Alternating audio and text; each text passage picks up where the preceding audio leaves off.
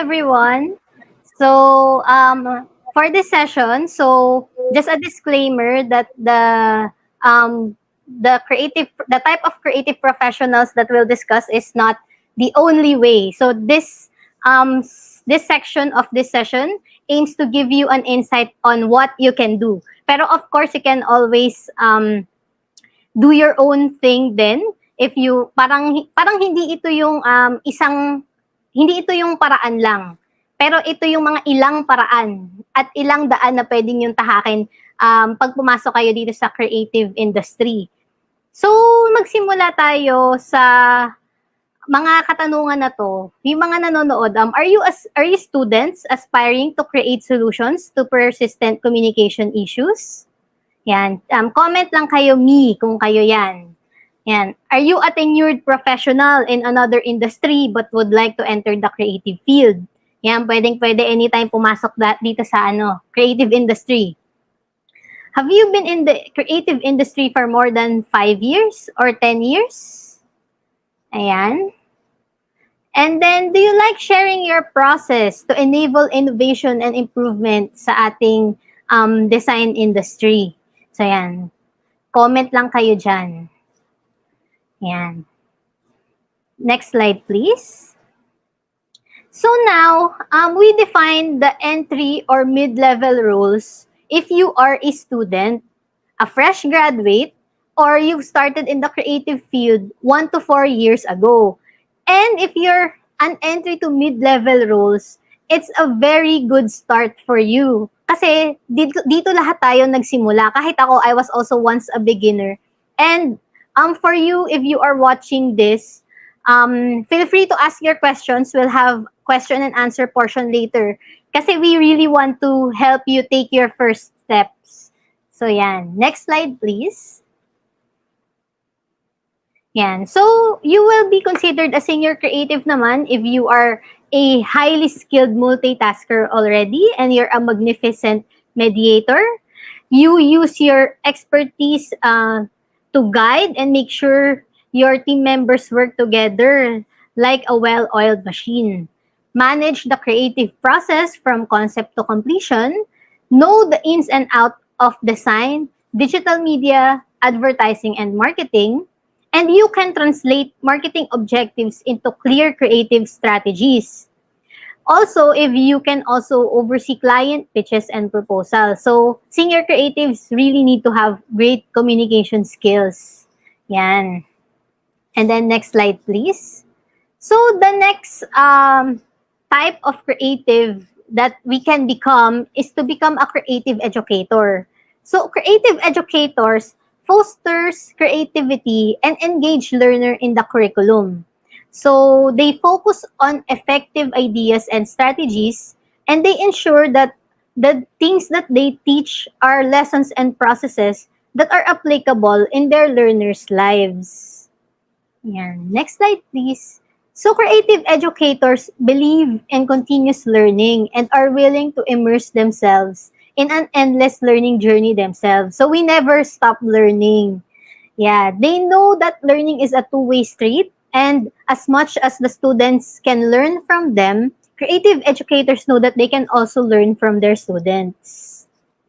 Yeah. So how can being a creative educator help you in the creative industry? So I'll show you this designer life infographic, and as I mentioned earlier, this is not the only way na ma-hone nyo and mag-grow nyo yung inyong creative life, but this aims to give you an idea. So next slide, please.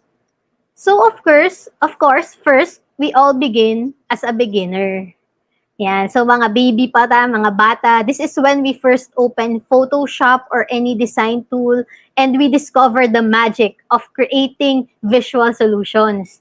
Yan. So we all start as a beginner and then eventually we become a junior designer. And then as we hone our skills and gain experience, we become mid-level designers or senior designers, and eventually we become directors, executive, we become managers, and sometimes we create our own companies. So we become founders and CEOs. And then, where does being a creative educator come in here?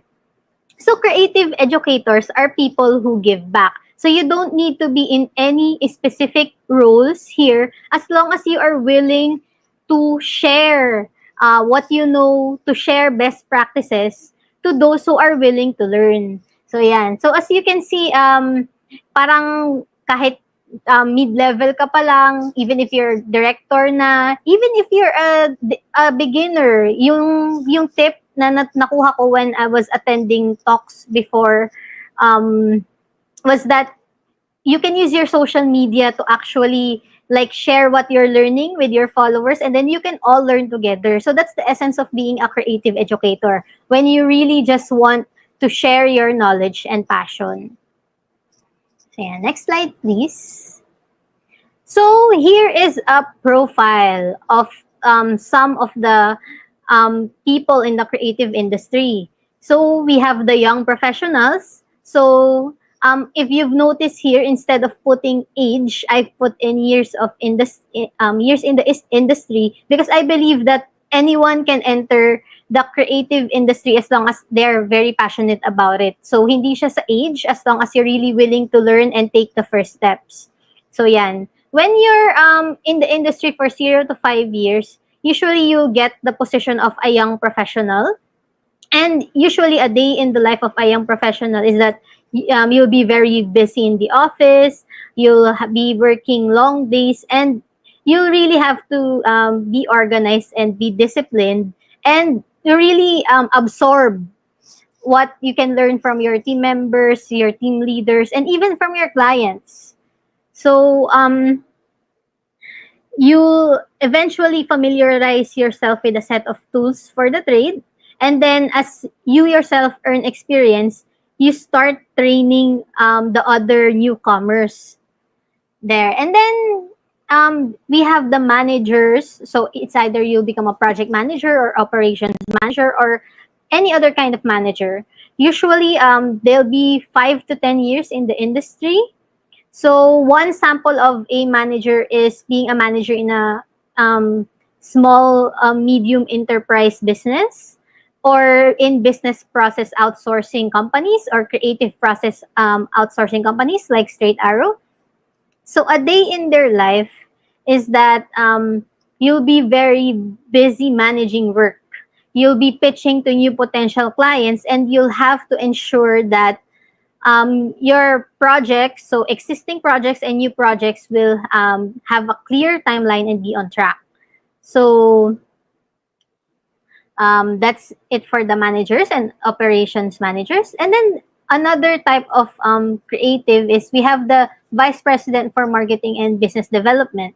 So usually these people will have 10 years of experience in their belt already. And then they'll be very busy with managing and working with the management team. So they'll have to really look at business decisions. So they have to ensure that their best employees are being retained, and then the new employees will be trained to ensure quality of work. And they do a lot of things such as really building the business. So that's it.